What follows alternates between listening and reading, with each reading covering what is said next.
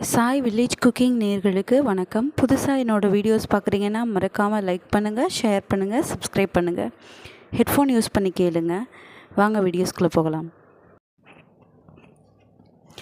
தானா மாவட்டத்தில் உள்ள தகனுவின் கிராம முன்சிப் திரு PV தேவ் ஞானேஸ்வரியை, அதாவது பகவத்கீதைக்கு ஞானேஸ்வரர் எழுதிய மராத்திய உரை பாராயணம் செய்ய உட்காரும் போதெல்லாம் ஏதாவது தடை ஏற்பட்டு கொண்டே இருந்தது.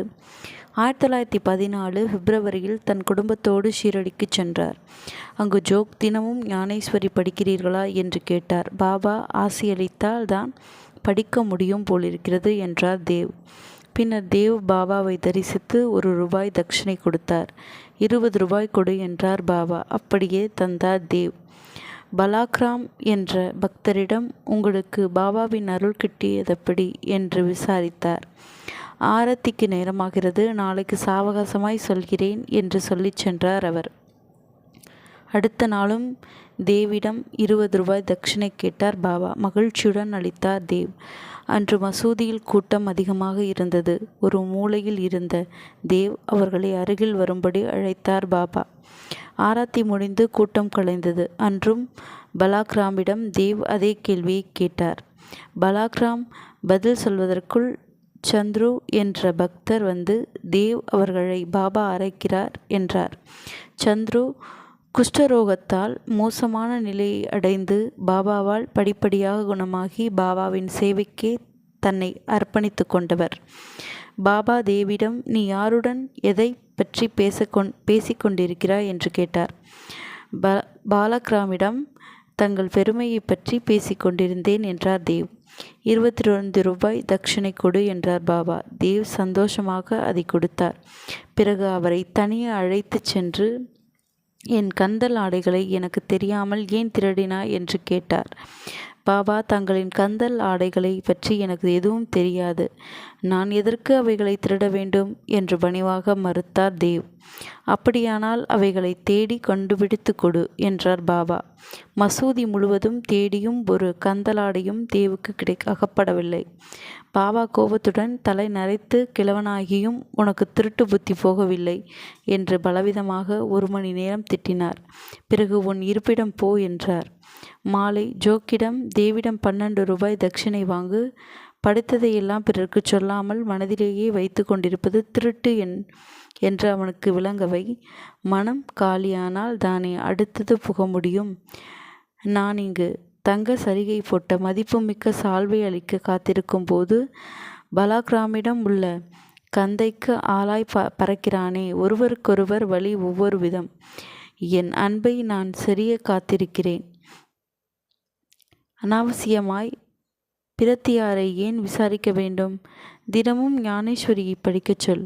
அவனுடைய உலட்டலை நான் சிறிது சிறிதாக தட்சிணை வாங்கி கரைத்து விட்டேன் என்றார் பாபா. பாபாவின் கரங்களில் ஞானேஸ்வரியை வைத்து கதறி அழுதாள். பாதங்களை சரணடைந்தார். அதன் பின் இடையூறின்றி அவரால் ஞானேஸ்வரியை படிக்க முடிந்தது. 1915 பல்வந்த் நாச்னே ஷீரடிக்கு சென்றார். பாபாவிடம் நான் என்ன ஜபம் செய்வது? எனக்கு குருவாயிருந்து உபதேசிக்க வேண்டும் என்றார். தேவ்பூரில் கோப்பர்கானிலிருந்து 20 மைல் உள்ள கிராமம். உன் முன்னோர் வழிபட்ட கற்களை வழிபடு என்றார் பாபா. விடைபெற்று ஊர் திரும்பி தந்தையிடம் சொன்னார். சாந்தையிடம் பாபா சொன்னதை கூறினார். மகனே, 5 தலைமுறைகளுக்கு முன் நம் மூதாதையரான பாபா பிரயாக் என்பவருக்கு 60 வயதாகியும் சந்தான பாக்கியம் இல்லை. அவர் ஏகநாதரின் சீடரான பாபா பக்வத் என்பவரை திரையம்பக் என்னும் இடத்தில் சந்தித்து தன் குறையை கூறினார். அடுத்த ஆண்டு அவருடைய அருளால் ஒரு ஆண் குழந்தை பிறந்தது. குருவிடம் கொண்டு போன குழந்தையை குரு தேவ்பூருக்கு கொண்டு சென்று குழந்தையை பகவான் சன்னதியில் போட்டு ஞானேஸ்வரர் எழுதிய ஞானேஸ்வரி கையெழுத்து பிரதியையும் கொடுத்தார். அப்போது சுபச குணங்கள் தோன்றின என்று என் பாட்டனார் சொல்லியிருக்கிறார். நம் குடும்பத்து முன்னோர்கள் கடைசி காலத்தில் தேவ்பூர் ஆலயத்தில்தான் தீட்சை பெறுவார்கள் என்று சொல்லியிருக்கிறார். என் தாத்தாவும் அவரது தாத்தாவும் கூட அங்கேதான் தீட்சை பெற்றனர். பாபா இதைத்தான் உணர்த்தியிருக்க வேண்டும் என்றார். 1927 வரை இதை பெரிதாக எடுத்துக்கொள்ளவில்லை நாச்னே. அந்த ஆண்டில் தானு மகாராஜ் என்ற மகானை சந்திக்க நேர்ந்தது. அந்த பாலகுருவுக்கு 15 வயதுதான் இருக்கும். நாச்னே வணங்கியதும் அவர் கேட்ட முதல் கேள்வி, தேவ்பூருக்கு போனாயா என்பதுதான். நாச்னே திடுக்கிட்டார்.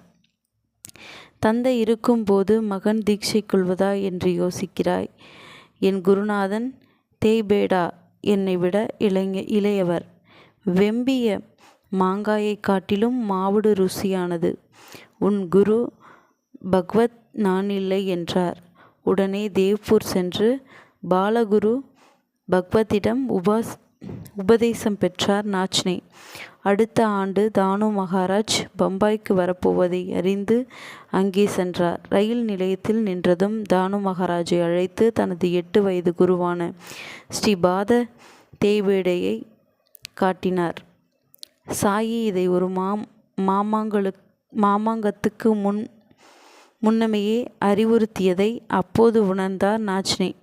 பாபாவின் வார்த்தைகளை கடைபிடித்திருந்தால் பிரச்சனைகள் முன்னமே தீர்ந்திருக்கும் என்பதை தாமதமாக புரிந்து கொண்டார். ஒரு நாள் பாபா ஒரு கிழவியிடம், அம்மா விறகு பொரிக்கும்போது உள்ளங்காலில் முள் குத்திவிட்டது, அதனால் பாதம் வீங்கி இருக்கிறது என்று வருந்துகிறாய். உயிர் போனால் அதை சாதாரணமாக எடுத்துக்கொள்கிறோம். நீ வீடு திரும்பு. பெற்ற தாய் என்பதால் விதிவிடுமா? மகான்கள் கூட தாயை இழந்ததற்காக துக்கப்பட்டிருக்கிறார்கள் என்றார். யாருக்கும் எதுவும் புரியவில்லை. பாபாவிடம் விளக்கம் கேட்டும் துணிவும் யாருக்கும் இல்லை. கிழவி அருகிலிருந்த ஒரு முஸ்லிம் நண்பரை அவர் குறிப்பாக பார்த்தார். அவரும் அவசர வேலை வந்ததால் பாபாவிடம் சொல்லிக்கொள்ளாமலே ஊர் திரும்பிவிட்டார். 2 நாட்களுக்கெல்லாம் அவருடைய தாயின் காலில் முள்குத்தி புரையோடி கால் வீங்கியது. அதே காரணமாய் 10 நாளில் அவள் இறந்துவிட்டாள்.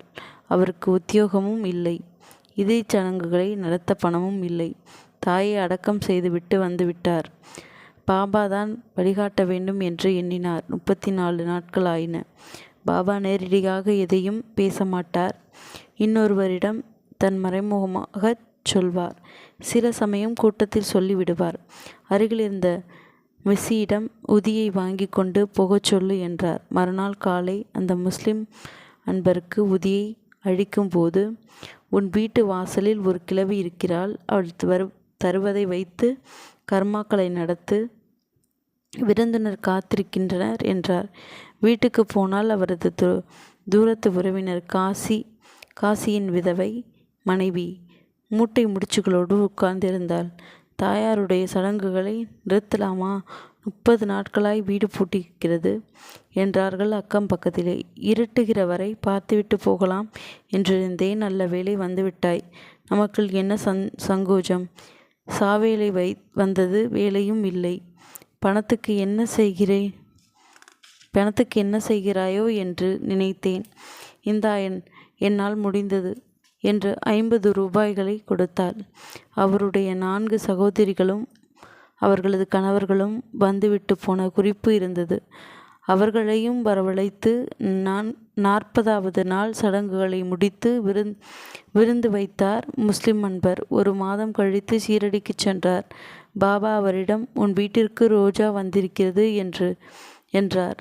முஸ்லிம் அன்பர் வீடு சென்றதும் அவருக்கு ஆண் குழந்தை பிறந்தது. செய்தி காத்து கொண்டிருந்தது.